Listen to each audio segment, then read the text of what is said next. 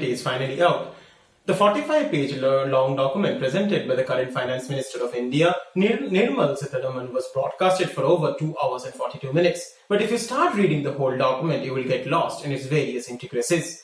So in today's video, we'll explore all the most important pointers of Union Budget 2020, and I will tell you what you should be aware about. Hello and welcome to Finance for Millennials. My name is Arpan, and in today's video, we will discuss Union Budget 2021. Let's get started. The first and most important change that has been introduced in the Union Budget of 2020 is a new tax regime. In the old tax regime that had been introduced earlier in 2014, it was unfair, to be quite honest. It was not equal for every part of the society, but the government has listened to the disagreement of the people of India, and in this new tax regime, in this new Union Budget, they have introduced a new tax regime. According to the new regime, if your yearly earning is 5 lakhs or less, you don't pay a single rupee in tax. However, if your yearly earning is 5 lakhs to 7.5 lakhs, you earlier used to pay 20% in income tax, whereas now you will be required to pay only 10%. If your yearly earning is 7.5 lakhs to 10 lakhs, earlier you used to pay 20%, but now you'll only be paying 15%. In the earlier regime, if your yearly earning was 10 lakhs to 12.5 lakhs, you used to pay 30% income tax. In this new regime, you'll only be paying 20%. If your yearly income is 12.5 lakhs to 15 lakhs, earlier you used to pay 30%, but in this new regime, you'll only be paying 20%. However, if your yearly earning is more than 15 lakh rupees, you need to pay 30% income tax. While all this might sound good at first glance, one of the most important things to note here is the fact that out of the 100 deductions that were present in the old tax regime, 70 of them have been deducted. This means you cannot claim tax reduction on how things like HRA or house rent allowance, travel allowance, mutual fund investment, life insurance investment, and various other things. The government has given the citizens the option that if they want to stay in the old regime, they can by all means do so. However, if they choose to migrate to the new regime, then they will have to follow all these new deductions. The second most important point is that this is a budget for the youth of India. The government has allocated 99,300 crores for the development of educational institutions and infrastructure in the country. Along with this, 3,000 crores have been allocated towards the development of skill-based programs. If you are a nurse, paramedician, staff, or a caregiver, then there is good news for you. The government plans to introduce special bridge courses which will help you progress in your career. The third most important point is that this is a budget for the agriculture and farmers of India.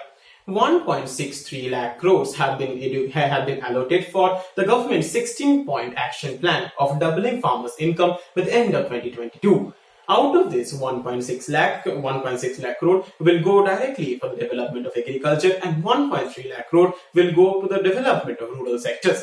Along with this, 15 lakh crores have been allocated to be accessed as credit for agriculturists and farmers. That means if you are a farmer in this fiscal year, you can get loans from the government to buy better equipment, better seeds, and better fertilizers, thus increasing your business and ultimately fulfilling the government's aim of increasing your income at the end of 2022.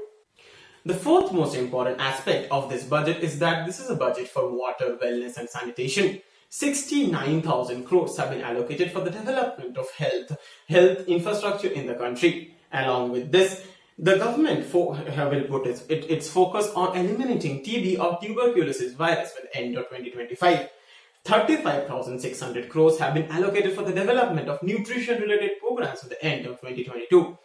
And additionally, 3,000 crores have been allocated to the PM Narendra Modi's Jal Jeevan initiative, which plans to have better sanitation and water programs all across India. This is a budget for travel and tourism as well. The government has allocated 2,500 crores in this fiscal year to develop travel and tourism opportunities all across India. Along with this, 5 on-site museums have been proposed in the states of UP, Haryana, Assam, Gujarat, and Tamil Nadu. Along with this, a special museum has been proposed in Ranchi, which will focus on the tribal people of Ranchi. However, there is a little bit of sad news as well.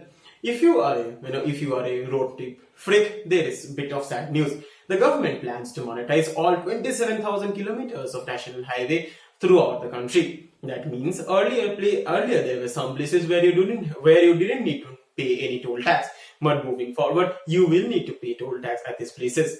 Along with this, if you happen to stay in Bangalore, a new express highway has been proposed between Bangalore and Chennai, which will reduce the travel time by a great extent. 6. This is a budget for the infrastructure development of India. The government has proposed to build 5 more smart cities. Along with this, 100 more airports are set to be built by the end of 2024.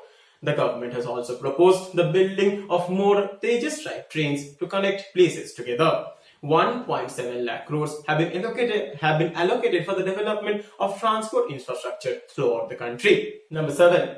This is a budget for clean and green India. 4,400 crores have been allocated for the Clean Air Initiative towards states who are working towards the development of clean air solutions. 12,300 crores have been allocated for the Swachh Bharat campaign.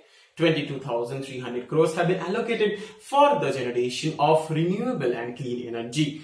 The Union Budget 2021 clearly focuses on a better and cleaner and greener India. 8. This is a budget for the women of India. The government has allocated 28,600 crores for the development of women-specific programs across all backgrounds and age groups. Along with this, the government has also proposed to set up a task force which will review the minimum age for marriage of women in India. Isn't that good news? Last but not the least, the government plans to sell part of its stake in Life Insurance Corporation or LIC of India. The IPO date has not yet been announced, but this is scheduled to be one of the biggest IPOs in the history of India. So if you're into the stock market, keep your eyes peeled because the government can anytime announce the date when this IPO will get launched. And if you want to grow rich and want to make money by staying in India, you ought to buy this share. For today's video, thank you for watching. If you like the content that I shared in this video, don't forget to hit the like button. And if you're new to the channel, be sure to subscribe and press the bell icon so that you receive all regular notifications from my channel. Thank you for watching till the very end. I really appreciate it. And until next time, take care and have a great day ahead. Audible 2456.